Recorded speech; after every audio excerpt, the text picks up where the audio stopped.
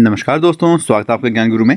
So friends, आज की इस वीडियो में हम डिस्कस करेंगे आपके एचपी पुलिस कांस्टेबल का जो आपका एग्ज़ाम है, जो कि आज आपका 15 जून को कंडक्ट हुआ है। तो उसी के क्वेश्चंस को हम डिस्कस करेंगे इस वीडियो में। सारे के सारे क्वेश्चंस को डिस्कस करेंगे, तो ज़रूर से वीडियो को लाइक कर दो, शेयर कर दो एंड चैनल को ज़रूर से सब्सक्राइब कर लो।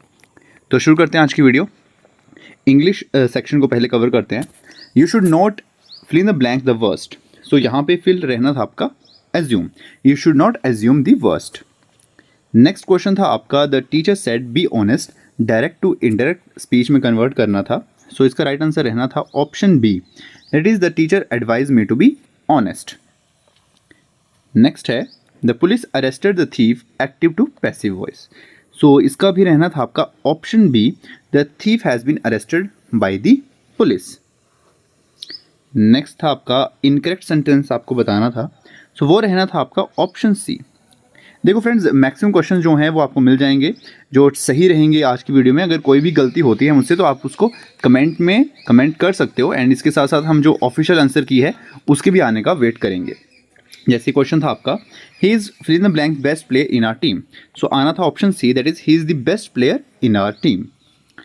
नेक्स्ट क्वेश्चन था she has only a dash time left before the exam. So वो था little. She has only a little time before the exam. Next question था this book is mine but that one is. So देखो यहाँ पे थोड़ा सा doubt है इस क्वेश्चन मुझे, तो आंसर की का हम थोड़ा वेट कर लेंगे। यहाँ पे मैक्सिमम चांसेस हैं देयर्स आने के, बट यहाँ पे अगर ऑप्शन में नहीं है तो ये भी हो सकता था this book is mine but that one is yours. So यहाँ भी फिल हो सकता है, बट ऑप्शन में नहीं है तो मोस्ट प्रोबेबली मैक्सिमम चांसेस हैं देयर के ही यहाँ पे आने के। नेक्स्ट क्वेश्चन है by the next month we shall blank the project. So इसका राइट आंसर रहना था have completed.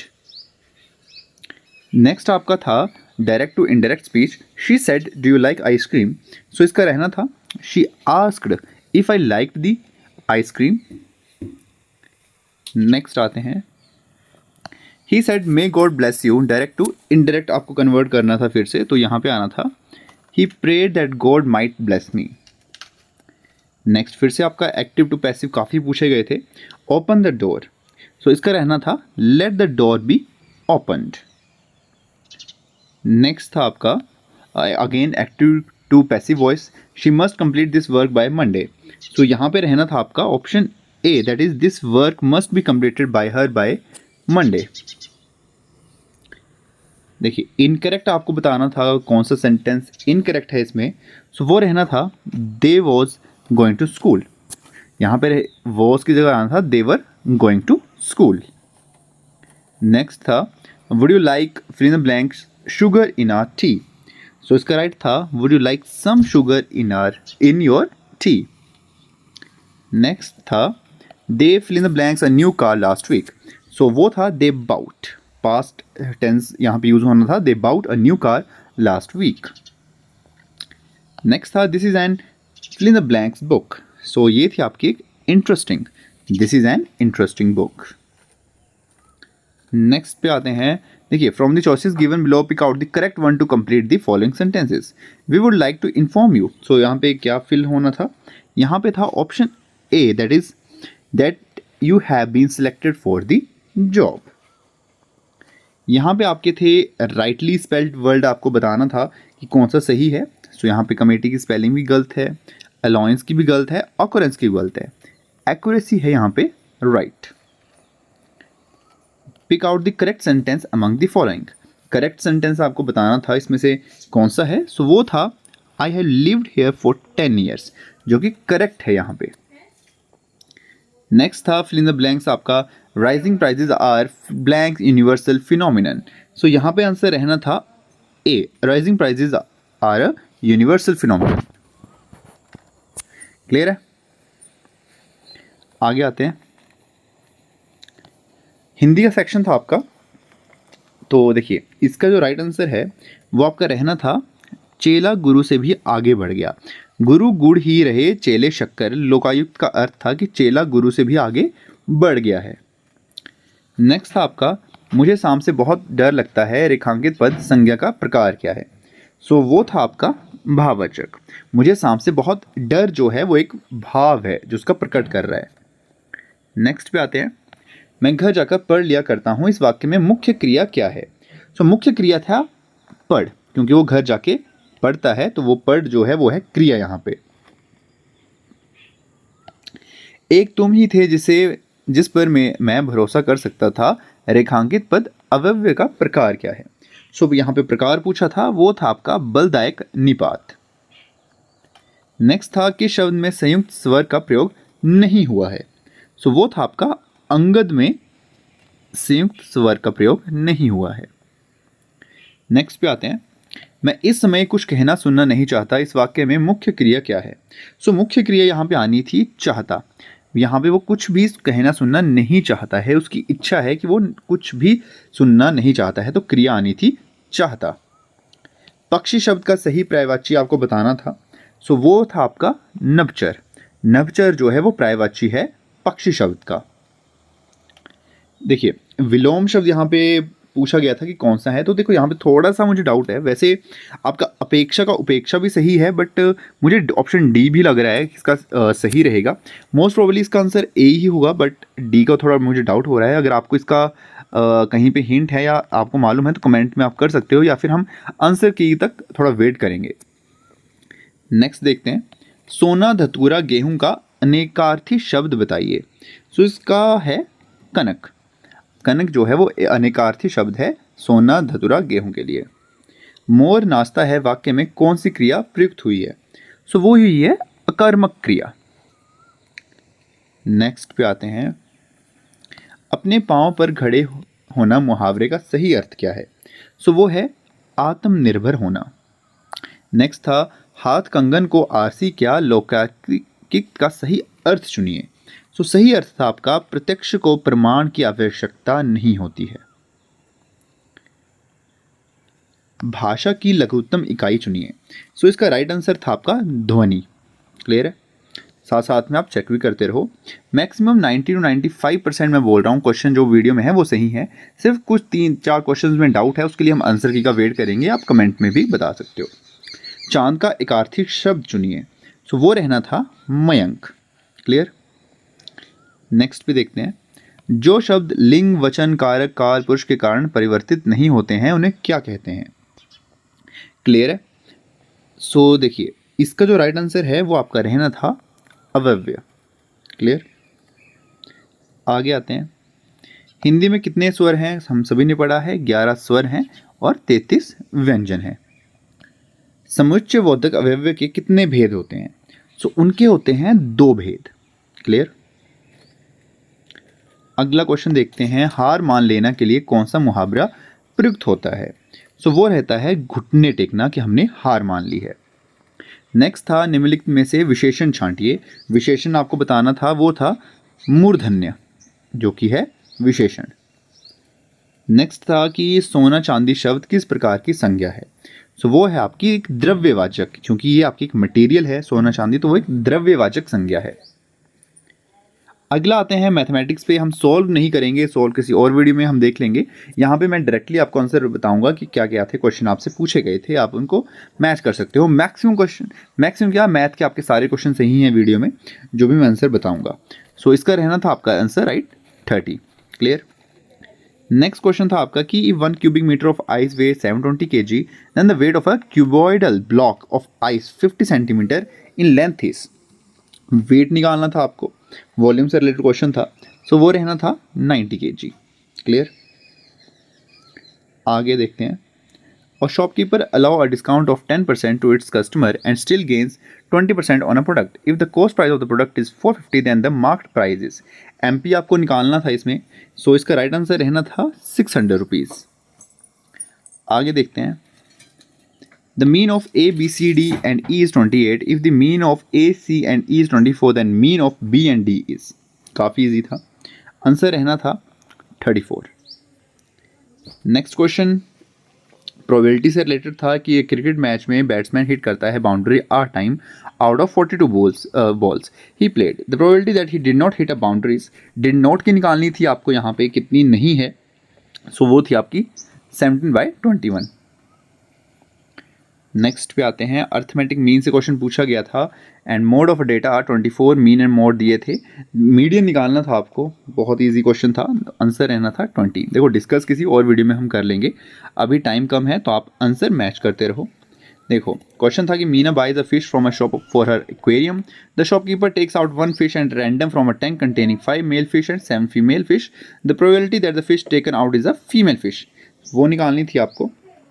सो इसका राइट आंसर रहना था 7/12। क्लियर।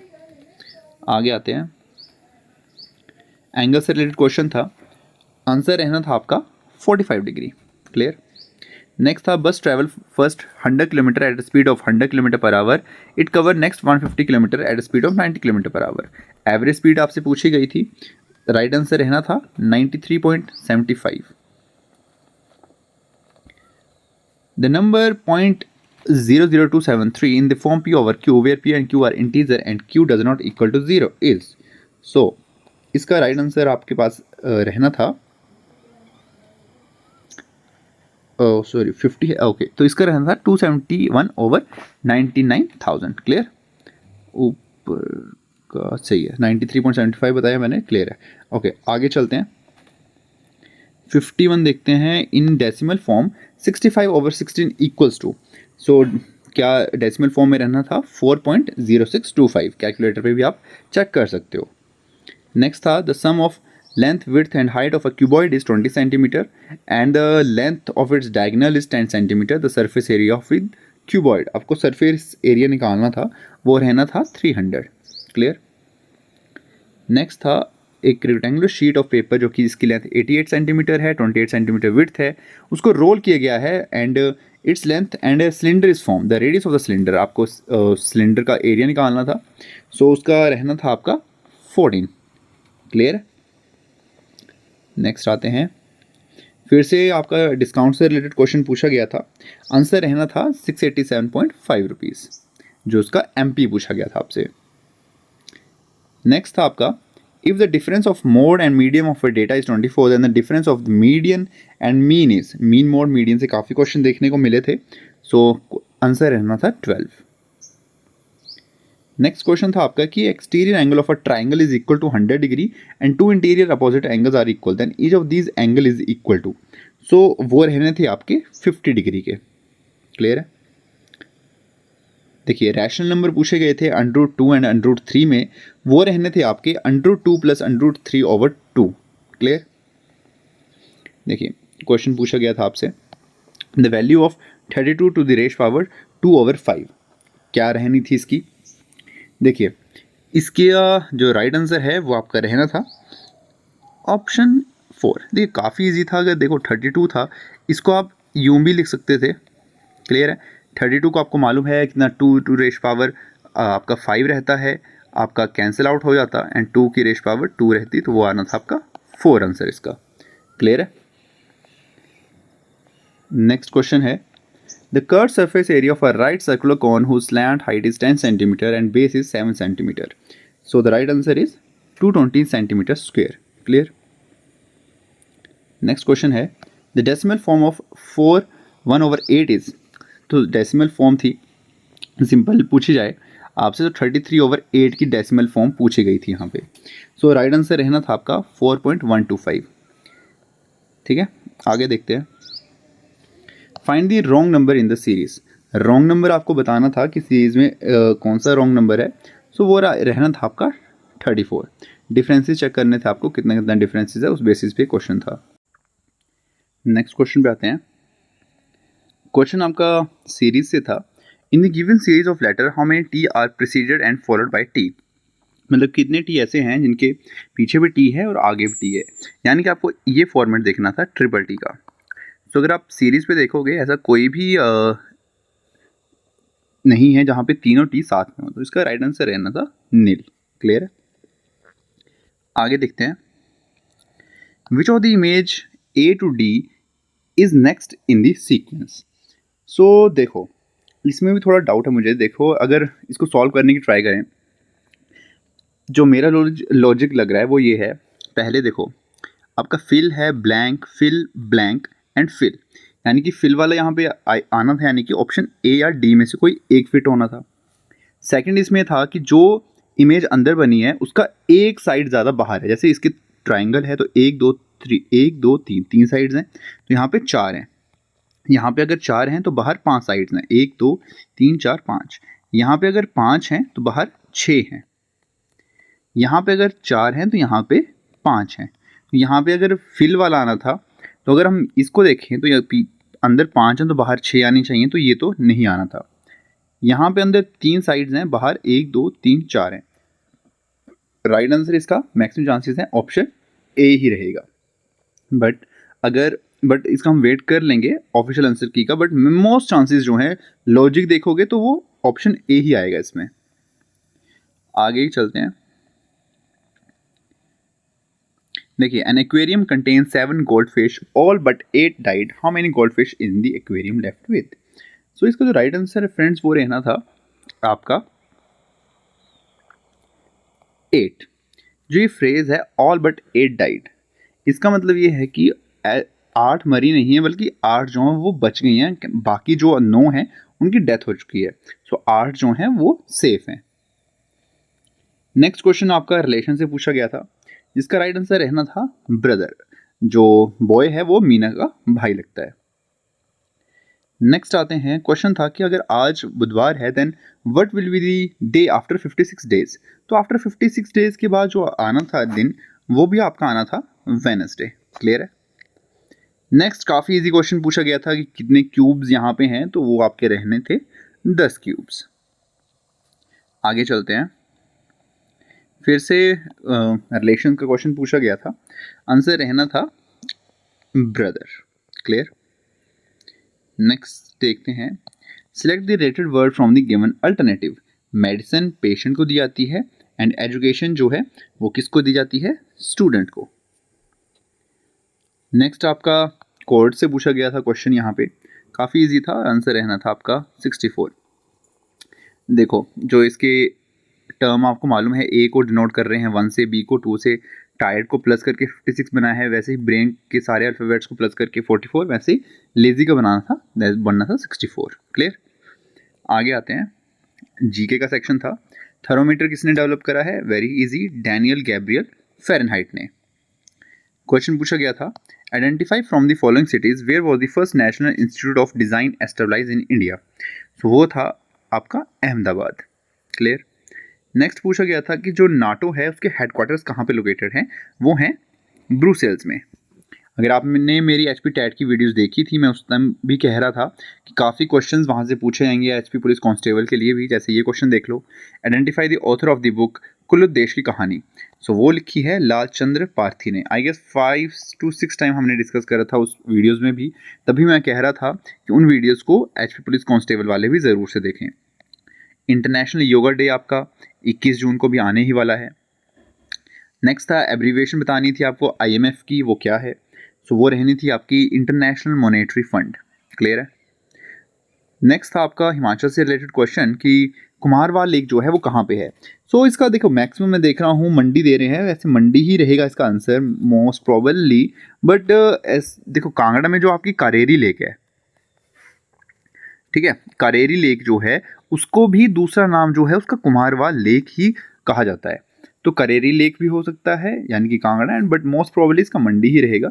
अगर आपको मालूम है तो कमेंट में आप कमेंट कर सकते हो। नेक्स्ट आपका पूछा गया था, हाई एल्टीट्यूड जो आपका पास है वो कौन सा है? तो वो है आपका कुक्ति पास। मिंजर फेयर जो चंबा में सेलिब्रेट किया जाता है वो कौन से मंथ में होता है? वो अभी हाल ही में आने ही वाला है, वो है जुलाई में आपका होगा, नेक्स्ट मंथ। क्वेश्चन पूछा गया था कि जो आपका इंडियन पीनल कोड है उसको अभी चेंज कर दिया गया है, उसका नाम क्या रखा है नया? वो है आपका भारतीय न्याय संहिता। क्लियर? नेक्स्ट है, विच of the following countries emerge winner of the men's hockey Asian championship trophy 2024? सो ये जीती है इंडिया ने। तभी मैं बोलता हूँ मेरी जो करंट अफेयर्स की वीडियोज़ हैं आप उनको ज़रूर से देखो, हमने ये क्वेश्चन भी उसमें डिस्कस करा है। सो आप देखते नहीं हो, बहुत कम व्यूज़ आते हैं उस पर, आप करंट अफेयर्स देखा करो, बहुत ज़रूरी वीडियोज़ हैं वो। नेक्स्ट आते हैं, सेम क्वेश्चन आपका टैट आर्ट्स में भी आया था आपका ये क्वेश्चन। ये क्वेश्चन आपको टेट आर्ट्स में भी आया था। Largest river of Himachal Pradesh in term of water, quantity के अकॉर्डिंग पूछी है, चिनाब है। लेंथ पूछी होती, सतलुज होती। हेडक्वार्टर पूछे गए हैं आपके यूनेस्को के, कहाँ पे लोकेटेड हैं, वो आपके हैं पेरिस में। क्वेश्चन पूछा गया था कि जो वंदे मातरम है किस पुस्तक का हिस्सा है, सो वो है आपका आनंद मठ का। अगले क्वेश्चन में देखते हैं, क्वेश्चन पूछा गया था ज्ञानपीठ पुरस्कार 2023 से किसे सम्मानित किया गया है, सो वो किए गए हैं आपके राम भद्राचार्य। क्लियर। नेक्स्ट आपसे पूछा गया था the capital of UAE, that is Abu Dhabi.